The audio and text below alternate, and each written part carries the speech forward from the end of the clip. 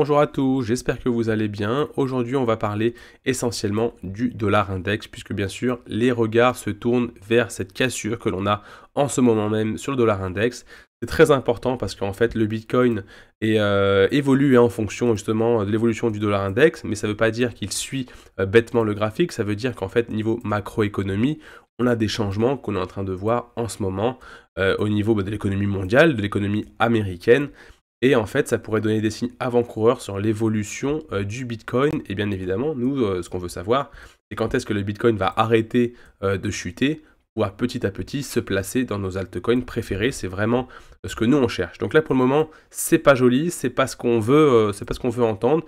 Mais niveau macroéconomie plutôt général, on est dans quelque chose de plutôt pessimiste. On va regarder les différents niveaux et voir ce qu'on attend justement pour aller chercher cette fin de chute ici, même si c'est possible qu'on l'ait dans très peu de temps. On va voir ça dans quelques instants. Si tu es nouveau sur la chaîne, n'hésite pas à t'abonner en cliquant sur le petit bouton que tu as en dessous de la vidéo et à mettre la petite cloche pour recevoir les notifications quand je sortirai des vidéos, parce que j'en sors tous les matins. Ici, on parle de crypto-monnaie, de projets à fort potentiel de croissance. Et c'est pour ça qu'aujourd'hui, on regarde très attentivement ce Bitcoin, voir un petit peu où est-ce qu'on est en train de se placer, de se poser pour aller recharger nos altcoins préférés, hein, les VET, les Chiliz, etc., etc. Je vous rappelle très rapidement que ça fait pas mal de temps que je vous montre et que je vous dis mon avis justement sur cette hausse que l'on a eue ici. Donc je pense avoir donné assez de signaux d'alerte pour justement vous dire de récupérer un petit peu de cash dans cette montée. Donc j'imagine que vous êtes sûrement à 30%, 40%, etc., etc. Si je parle de ça, en fait, c'est parce que je sais que dans le Discord, vous êtes pas mal encore à être en crypto-monnaie. Donc voilà, pour ceux qui sont arrivés tardivement dans le Discord ou rejoindre la communauté, bon, c'est pas trop tard. Venez vous poser vos questions sur le Discord, je vous mets tous les liens en description. Venez nous rejoindre et essayer de voir un petit peu comment préparer en fait cette fin de baisse, hein, parce que oui, il y a une baisse pour le moment, mais quand est-ce qu'arrivera la fin? Est-ce qu'elle arrivera ici? Est-ce qu'elle arrivera ici? Ou est-ce qu'elle arrivera beaucoup plus bas? Nous, en tout cas, ce qu'on veut, c'est recharger ici, ici ou ici. Voilà. Et d'ailleurs, ce qui m'intéresse également, et tu vas me le dire en commentaire, j'aimerais savoir si aujourd'hui, tu es plus en cash ou en crypto-monnaie. Voilà, j'ai besoin de savoir en fait ta répartition. Ça me permettra d'un petit peu d'ajuster mon discours dans les vidéos et de pouvoir t'apporter des réponses. Donc tu es à combien? Tu es à 80-20, 70-30 en cash ou en crypto? Mets-moi ça en commentaire, ça m'intéresse vraiment de savoir si vous êtes un petit peu sous l'eau à cause justement de cette baisse ou si vous êtes plutôt tranquille à attendre justement que le bottom s'installe. Alors c'est parti pour la vidéo, début de vidéo du Bitcoin, hein, on va regarder ça ensemble, et surtout on va aller regarder les différentes autres valeurs plus traditionnelles comme le SP500, comme le Riot par exemple, ou le Coinbase, qui peut donner des signes vraiment intéressants. Aujourd'hui, ce qu'on voit, c'est qu'on a eu ce matin une petite bougie, entre guillemets, de retournement, mais qu'on est toujours bloqué dans ce mini-range. Donc en fait, ce que je vais pouvoir vous dire aujourd'hui, c'est que si on prend du recul sur ça, on est toujours sur notre biseau descendant comme ceci, d'accord? Mais on attend exactement à quel moment ça va casser. On voit que quand même qu'on a des niveaux qui sont très maintenus ici, d'accord? Ça fait plusieurs jours hein, qu'on est en train de maintenir ce niveau ici.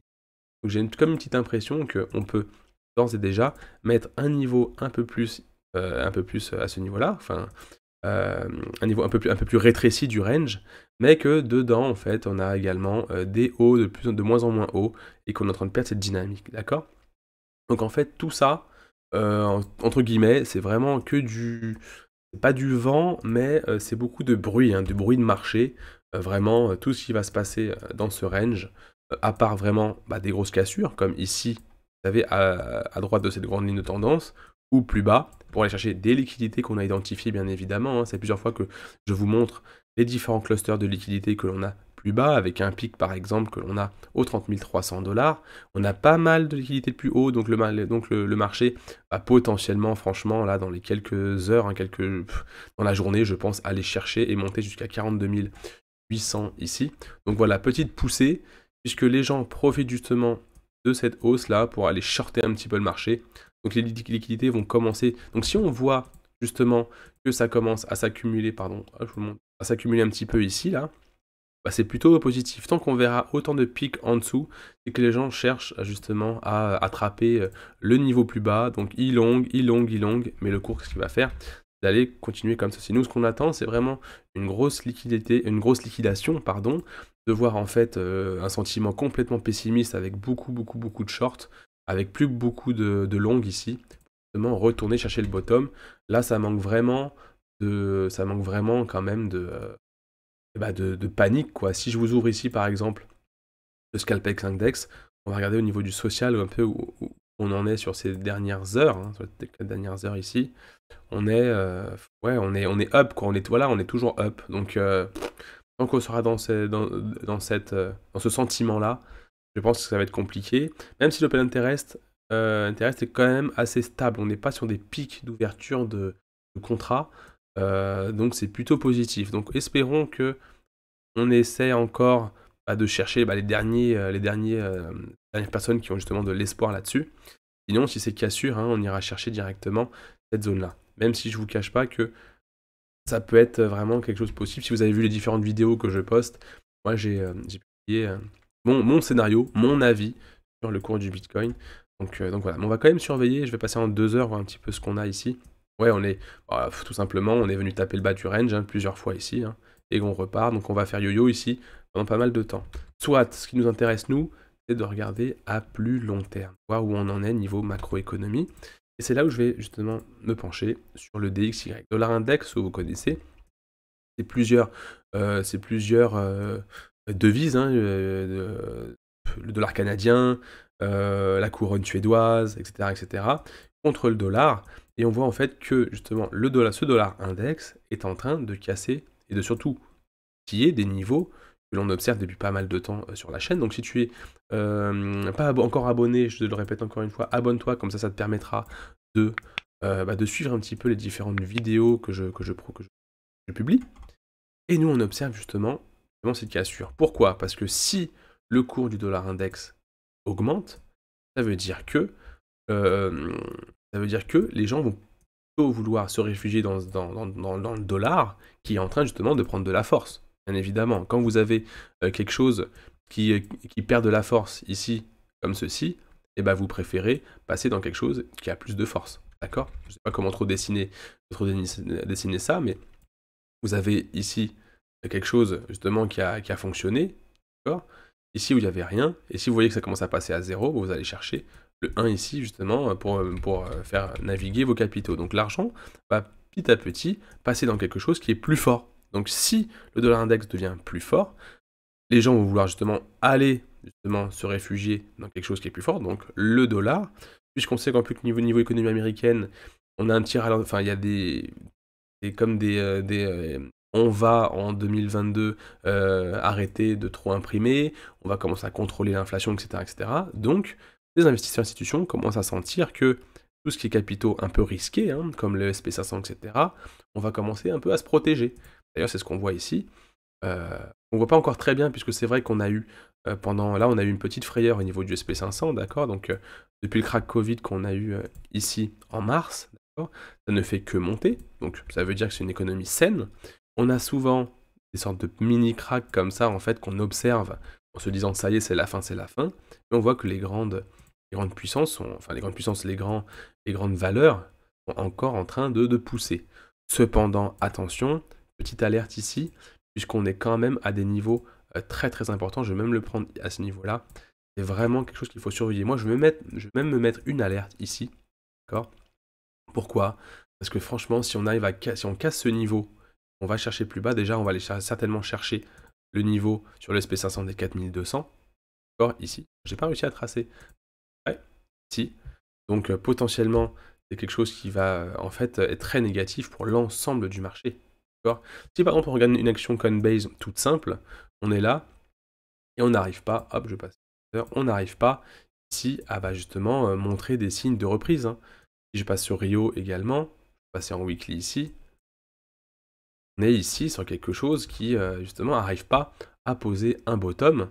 Rio Blockchain, hein, c'est l'entreprise justement qui propose des services d'investissement sur la blockchain, en fait sur les services liés à la blockchain, et on voit des choses comme ça qui sont en train de de ne pas pousser, hein, contrairement justement à début 2021 où ça a poussé. Donc on voit que c'est quand même assez corrélé. Donc de manière générale, l'économie est assez fébrile, d'accord? Donc vraiment dans cette vidéo, j'ai pris le temps voilà, j'ai pris le temps, c'est pas fait une vidéo comme d'habitude où j'analyse pas mal de crypto, etc., etc. Vraiment, là c'est qu'est-ce qu'on fait avec notre portefeuille, d'accord? Comment on peut se protéger et comment se placer au cas où ça reparte. Voilà, c'est vraiment de la gestion de portefeuille, de la gestion de risque que je suis en train de voir avec vous aujourd'hui.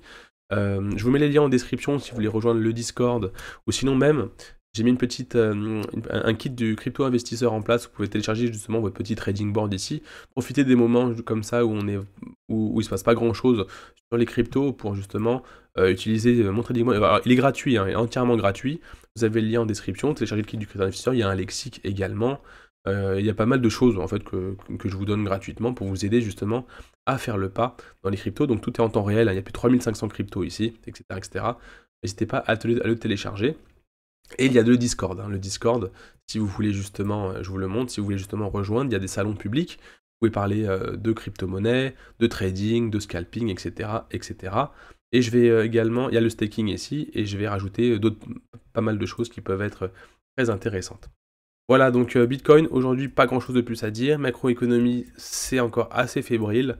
Donc pour ceux qui ont réussi à récupérer du cash, je pense qu'il faut bien attendre un bon retournement pour pouvoir justement se placer tranquillement. Et on ira voir la prochaine fois.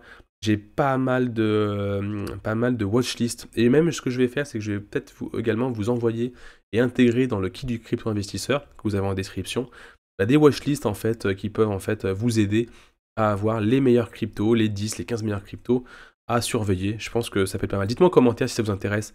Que justement, je vous donne des watchlists que j'ai créés où j'ai mis justement les meilleurs cryptos. Et en plus, je les ai triés par secteur. Donc il y a la DeFi, les fan club tokens, l'IoT, les NFT, les Polkadot, les smart contracts, etc., etc. C'est un gros travail. J'ai pris plusieurs jours à faire ça. Et dites-moi si voilà, je peux vous envoyer de temps en temps une petite watchlist à intégrer automatiquement dans votre TradingView. C'est automatique, hein. Ici, en mettant importer la liste, et ben vous pourrez automatiquement importer le fichier que je vous donne. Voilà, j'ai fini avec cette vidéo aujourd'hui. J'espère qu'elle vous a plu. Elle était particulière. N'hésite pas à me mettre un pouce bleu. Vraiment, éclate-moi ce pouce bleu si tu restes jusqu'à la fin de la vidéo. Ça veut dire que le contenu que je t'ai partagé te plaît et on va bientôt aller voir beaucoup de nouvelles cryptos. On attend juste que ce Bitcoin nous montre des petits signes de retournement pour pouvoir se placer. Je te dis à demain matin pour la prochaine vidéo et sur le Discord ou dans la mailing privée si vraiment tu veux continuer avec moi. Je te dis à demain matin. Ciao.